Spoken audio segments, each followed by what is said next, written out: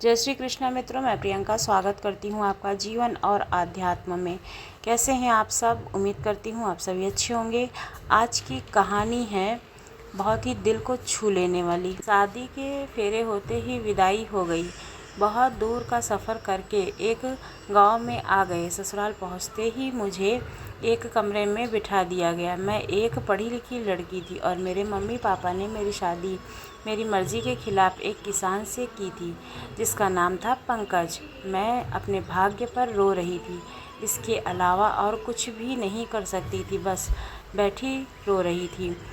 कुछ देर बाद मेरे पति अंदर आए तो मैंने हल्की सी एक झलक उनकी तरफ देखा तो वह एकदम मुझे अनपढ़ गंवार से लगे और रंग भी सांवला था। वह मेरे सामने आकर बैठ गए और मुस्कुराने लगे। मुझे देखने से लगा कि मुझे इनका यूँ देखना भी बहुत बुरा लग रहा था। वह मुझे एक आँख ना भा रहा था। वह मुझसे कहने लगा, मैं बहुत किस्मत वाला हूँ जो मुझे तुम जैसी खूबसूरत और पढ़ी लिखी पत्नी मिली है। मैंने उसकी बात का तुरंत जवाब दिया और कहा, मैं बहुत ही बदकिस्मत हूँ जो मुझे तुम जैसा पति मिला है।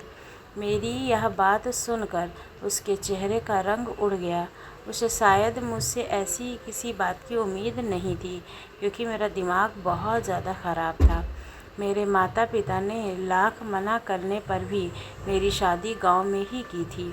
मेरे मना करने पर उन्होंने कहा कि लड़का बहुत अच्छा है, अपनी ज़मीन पर खेती करता है, मुझे ख़ानदान से है, कमाता भी अच्छा है, तुम बहुत खुश रहोगी। लेकिन क्या खुशी बस अच्छी कमाई अच्छे ख़ानदान तक ही सीमित होती है? मेरी खुशी कोई मायने नहीं रखती है। मेरे अंदर नकारात्मक विचारों का एक सैलाब भरा पड़ा था। मेरे अंदर बहुत ही जलन थी। मेरे शब्द मेरे बस में नहीं थे।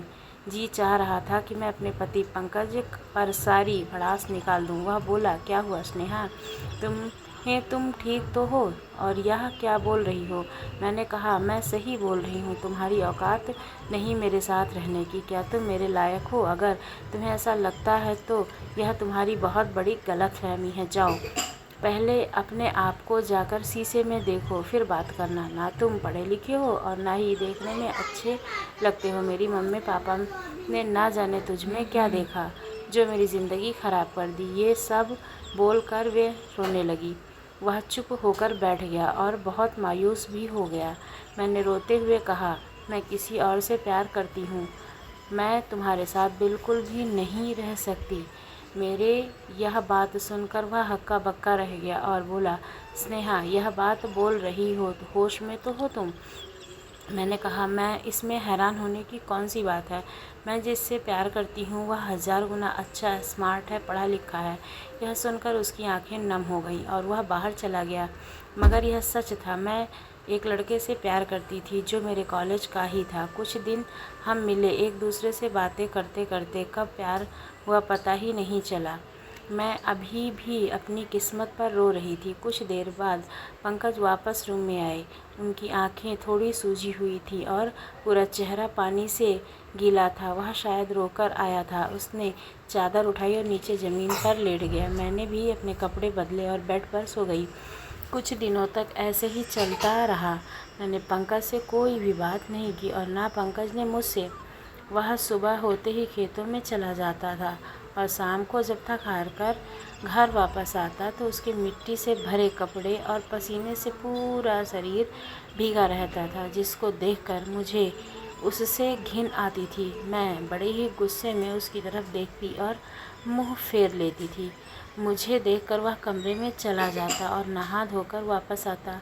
मेरी मजबूरी यह थी कि मुझे सबके साथ बैठकर खाना खाना पड़ता था। मेरे ससुराल में सब एक साथ बैठकर खाना खाते थे, जो मुझे बिल्कुल भी पसंद नहीं होता था।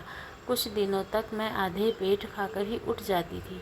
शायद यह बात पंकज को समझ में आ गई थी कि मैं उसके साथ बैठकर खाना नहीं खा पाती हूँ, इसलिए वह अब खुद आधा पेट खा करके उठ जाता था और भरपेट खाना नहीं खाता था। मुझे इससे बिल्कुल भी फ़र्क नहीं पड़ता था कि पंकज सारा दिन खेतों में मेहनत करता है और शाम को थक हार कर घर आता है तो उसे भरपेट खाना भी नहीं मिल पाता। मैं तो बस अपनी अधूरी ख्वाहिशों के बारे में ही सारा दिन सोचती रहती और अपने प्यार आशीष के बारे में ही सोचती रहती। मेरे पास जो फ़ोन था वह मेरी मम्मी ने वापस ले लिया था, क्योंकि यहाँ बहू बेटियों को फ़ोन रखने की इजाज़त नहीं है। जब मुझसे रहा नहीं गया तो मेरी सारी शर्म लिहाज छोड़कर मैंने पंकज से फ़ोन मांगा और बोला कि मुझे आशीष से बात करनी है। मेरी बात सुनकर वह आश्चर्य से मेरी तरफ देखने लगा। मैंने पंकज के हाथों से फ़ोन ले लिया और आशीष का नंबर डायल करके बात करने लगी। जब मैंने आशीष से बात की तो वह मेरी वजह से परेशान था। मैंने उसे रोज़ रोते हुए सारी बात बताई। पंकज भी मेरे पास है, इस बात से मुझे कोई फ़र्क नहीं पड़ा। उसने चुपचाप अपनी चादर ली और ज़मीन पर सो गया। अब तो यह मेरा रोज़ का काम हो गया था। मैं रोज़ पंकज से फ़ोन लेती और आशीष से बात करने लगती। आशीष अभी भी मुझे अपनाने को तैयार था। एक दिन बात करते करते मैं अपने रूम से बाहर चली गई। पंकज सो गया था और घर के बाकी लोग भी सो गए थे। मैं आशीष से बात कर रही थी। अचानक मेरे देवर ने पीछे से आकर मुझसे फ़ोन छीन लिया। बोला, बेशरम औरत, पति के होते हुए यार बना रखे हैं, शर्म नहीं आती ज़रा भी। उसकी आवाज़ सुनकर सारी लोग नींद से जग गए और बाहर आए। पंकज भी आंखें मलते हुए आया और बोला, क्या हुआ, क्या बात है, इतनी रात को क्यों शोर मचा रहे हो। मेरे देवर ने सब के सामने मेरी पोल खोलनी चाहिए, पर पंकज ने बात को संभाल लिया। किसी को कुछ पता नहीं चला। मुझे बहुत गुस्सा आया कि मेरे यहाँ से जाने का रास्ता बंद हो गया है। अब मैं आशीष से कैसे मिलूँगी। पंकज ने अपने भाई अमन को झूठा साबित कर दिया और कहा, मेरी पत्नी पर मुझे पूरा विश्वास है, यह मेरा ऐसा कुछ नहीं करेगी और यह अपनी सहेली से बात करती है। उसने मुझे बताया था पहले ही। मैं अपने कमरे में जाकर पंकज से लड़ने लगी कि तुम्हारी वजह से यह सब हुआ है। तुमने किसी को कुछ क्यों नहीं बताया, तुम मुझे छोड़ क्यों नहीं देते हो, क्योंकि मम्मी पापा की वजह से मैं खुद कुछ नहीं कर सकती थी। पंकज बोला, अगर मैं तुम्हें छोड़ भी दूंगा तो तुम पर कोई इल्ज़ाम बर्दाश्त नहीं कर सकता था, क्योंकि तुम्हारी और तुम्हारे मम्मी पापा की इज्जत मेरी भी इज्जत है। अगर वह लड़का तुम्हें इज्जत के साथ अपनाने को तैयार है तो मैं खुद तुम्हें उसके पास लेकर जाऊंगा। उससे बात करके सारा इल्ज़ाम खुद पर लेकर तुम्हें घर छोड़ दूंगा और तलाक के पेपर भी भिजवा दूंगा। तुम खुशी से शादी करना और खुश रहना। यह सुनकर मैं बहुत खुश हो गई। पहली बार उसके लिए मेरी भावनाएं बदलने लगी थी। लेकिन मैं होश में आई और सारी बात आशीष को बताई। वह भी बहुत खुश हुआ। 2-3 दिन के बाद पंकज के साथ मैं शहर आशीष के घर पर गई और पंकज से बोली, अब तुम जाओ और मुझे तलाक के पेपर भिजवा देना। मेरा और तुम्हारा अब कोई भी रिश्ता नहीं है, मैं आशीष से शादी कर लूँगी। पंकज वहाँ से चला गया। मैंने जैसे ही घर के अंदर कदम रखा, आशीष मुझे देखकर बहुत खुश हुआ। घर में उसके अलावा और कोई नहीं था, जबकि उसने कहा था कि उसके घर वालों को बता दिया है।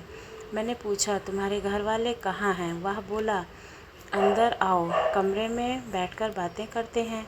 हम दोनों ने ढेर सारी बातें की। उसने हम दोनों की फ़ोटो ली और किसी को सेंड किया। मैंने पूछने पर बोला, तुम्हारे देवर को फ़ोटो सेंड किया और बाथरूम से चला गया। थोड़ी देर बाद उसी के नंबर से मैसेज आया, लड़की तो लाजवाब है, पर इसकी कीमत 3 लाख रुपए दूंगा। जब मैंने यह पढ़ा तो मेरे पैरों तले ज़मीन खिसक गई। इससे पहले कुछ अनर्थ होता मैं वहाँ से भाग गई और रोते रोते ससुराल पहुँची। मुझे देखकर पंकज चौंक गया और बोला, अब क्या हुआ? बोल तो दिया था तलाक के पेपर भिजवा दूंगा, अब यहाँ क्या लेने आई हो? मैंने उसको सारी बात बताई और वह कुछ नहीं बोला। मैं उसके सामने खुद को बहुत छोटा महसूस कर रही थी। थोड़ी देर के बाद रात हो गई। वह हमेशा की तरह अपनी चादर बिछाकर नीचे सो गया, लेकिन आज मुझे नींद नहीं आई। मैं सारी रात रोती रही। पंकज के साथ जैसा व्यवहार मैंने किया था, मुझे खुद से नफ़रत हो रही थी। सुबह होने के बाद मैंने देखा पंकज अपने बिस्तर पर नहीं था। मैंने रात को ही मन बना लिया था कि पंकज से माफ़ी मांगकर उसके साथ अपनी नई ज़िंदगी की शुरुआत करूंगी। उससे ज़्यादा प्यार मुझे कोई नहीं कर सकता था, क्योंकि व्यक्ति की असली खूबसूरती उसके अच्छे व्यवहार से होती है। और मेरा पंकज तो बहुत ही अच्छा था। शाम को जैसे ही पंकज खेतों से घर आया, मैंने उससे माफ़ी मांगी। मैं बहुत रोई, लेकिन पंकज कुछ नहीं बोला। कुछ पेपर दिए और कहा, पढ़कर इन पर साइन कर देना। मैंने उससे कहा, मुझे तलाक नहीं चाहिए, मुझे माफ़ कर दो, मैं हमेशा तुम्हारे साथ रहना चाहती हूँ। लेकिन वह बिना कुछ बोले वहाँ से चला गया। मैं रोती रही। सोचा रात को फिर से माफ़ी मांग लूँगी। और वह कुछ देर बाद कमरे में आया और अपनी चादर ओढ़कर सोने लगे। मैंने उन्हें रोका और बोली, आपकी जगह वहाँ नहीं है, आपकी जगह बेड पर है। और पंकज ने पैरों से गिरकर रोने लगी। मुझे तलाक नहीं चाहिए, मुझसे गलती हो गई, चाहो तो तुम मुझे मारो, डांटो, मैं कुछ नहीं कहूँगी। तब पंकज ने मुझे उठाया और बोले कि वह पेपर पढ़ लेती, तो ऐसा नहीं होता। मैंने बेड पर रखे पेपर को उठाया। उसमें लिखा था कि पंकज ने अपनी ज़मीन को मेरे नाम कर दिया है। यह देखकर मुझे झटका लगा कि कोई इतना अच्छा कैसे हो सकता है।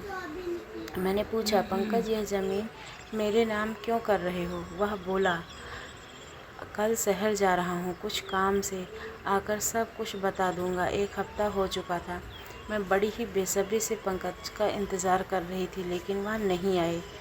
उसकी जगह उनका मृत शरीर घर आया। घर में मातम छा गया। मैं यह सब देखकर बेहोश हो गई। जब होश में आई तो ज़ोर ज़ोर से रोने लगी। उसके दोस्त ने बताया कि उसे कुछ महीने पहले ही पता चल गया था कि वह गंभीर बीमारी से ग्रसित है, जिसका कोई इलाज, कोई तो बात थी जो उसे अंदर ही अंदर खाई जा रही थी।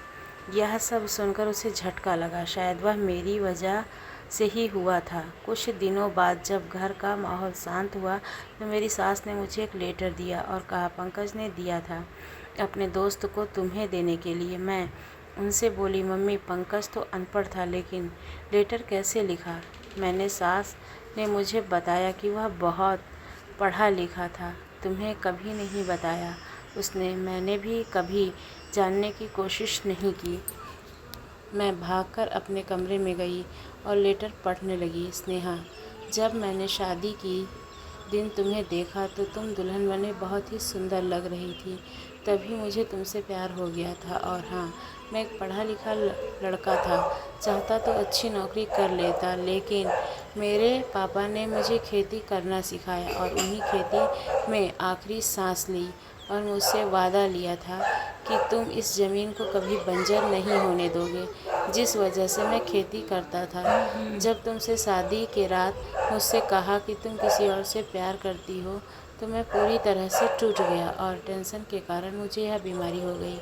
जब मुझे पता लगा तो मैंने अपने हिस्से की ज़मीन तुम्हारे नाम कर दी, ताकि मेरे बाद तुम्हें कोई तकलीफ़ ना हो। और हाँ, अब तुम आज़ाद हो, जिससे चाहो शादी कर सकती हो। यह पढ़कर मैं बहुत रोई। मैंने अपने पति पंकज को हमेशा हमेशा के लिए खो दिया था, लेकिन आज भी मैं उनकी विधवा बनकर रह रही हूँ। यही मेरी सज़ा है। बिना किसी को जाने समझे उसके बारे में कोई धारणा बना लेना, ये उचित बात नहीं है। इसलिए किसी भी रिश्ते को निभाने के लिए उसे समझना और जानना ज़रूरी होता है। धन्यवाद।